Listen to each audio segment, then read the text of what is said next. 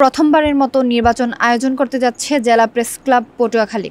ইতিমধ্যেই নির্বাচনী তফসিল ঘোষণা করা হয়েছে এবং প্রার্থীদের মাঝে মনোনয়ন ফরম বিতরণ চলছে। পটুয়াখালী থেকে নাসির উদ্দিনের প্রতিবেদনে দেখুন বিস্তারিত।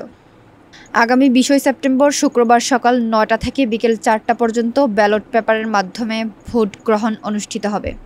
নির্বাচন অনুষ্ঠিত হবে মোট ১১টি পদে। জানা গিয়েছে, সভাপতি, সহসভাপতি, সাধারণ সম্পাদক, যুগ্ম সম্পাদক, সাংগঠনিক সম্পাদক, কোষাধ্যক্ষ, দপ্তর সম্পাদক, প্রচার সম্পাদক সহ ১১টি পদে প্রতিদ্বন্দ্বিতা করবেন প্রেস ক্লাবের সদস্যরা। নির্বাচনের সার্বিক দায়িত্বে থাকবে একটি নিরপেক্ষ নির্বাচন কমিশন। প্রার্থীরা মনোনয়নপত্র সংগ্রহের পাশাপাশি ভোটারদের দ্বারে দ্বারে গিয়ে নির্বাচনী প্রচারণা চালাচ্ছেন। তারা নিজ নিজ যোগ্যতা ও পরিকল্পনা তুলে ধরছেন।